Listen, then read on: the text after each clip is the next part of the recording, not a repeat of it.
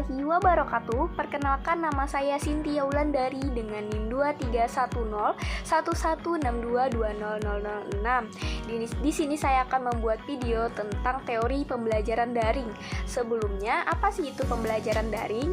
Nah, pembelajaran daring itu merupakan proses belajar dan mengajar yang dilakukan melalui jaringan internet dengan memanfaatkan perangkat digital seperti komputer, laptop, tablet, atau gawai.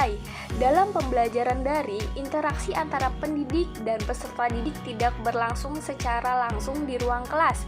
Akan tetapi, dilakukan secara virtual melalui berbagai platform digital yang mendukung kegiatan pendidikan.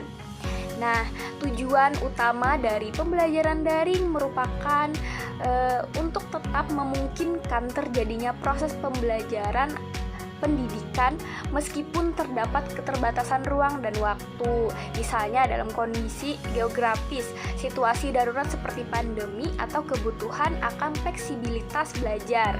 Pembelajaran daring juga mendorong peserta didik untuk lebih mandiri, bertanggung jawab atas proses belajarnya sendiri, serta mampu memanfaatkan teknologi sebagai bagian dari pembelajaran yang berkelanjutan. Selanjutnya yaitu teori pembelajaran daring. Itu merupakan suatu kerangka konseptual yang menjelaskan bagaimana proses belajar dan mengajar dapat terjadi secara efektif melalui media digital atau internet.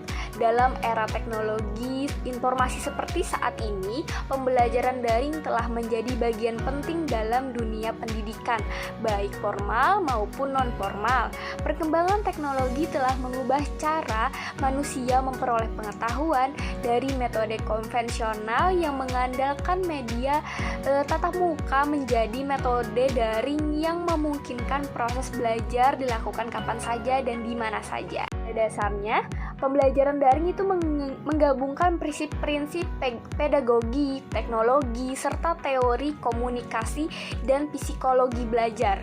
Salah satu teori yang mendasari pembelajaran daring adalah teori konstruktivitas.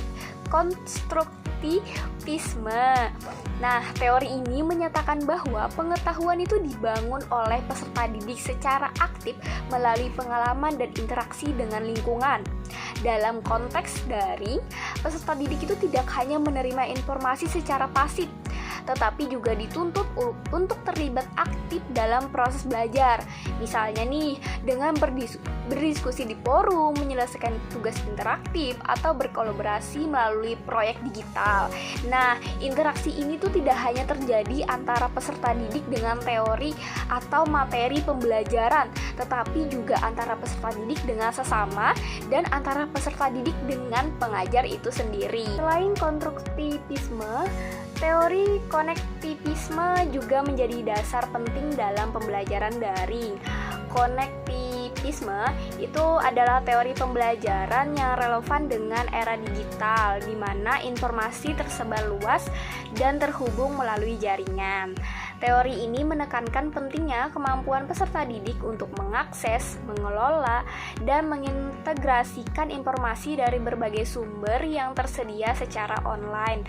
Dalam konektivisme, belajar bukan hanya mengingat fakta, tetapi juga membangun jejaring pengetahuan yang dinamis melalui hubungan dengan individu lain dan sumber daya digital.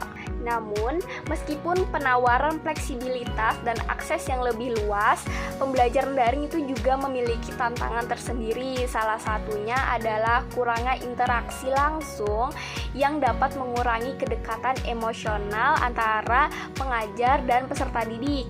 Selain itu, keberhasilan pembelajaran daring sangat tergantung pada ketersediaan perangkat teknologi, koneksi internetnya stabil, serta keterampilan literasi digital dari pengajar dan peserta didik.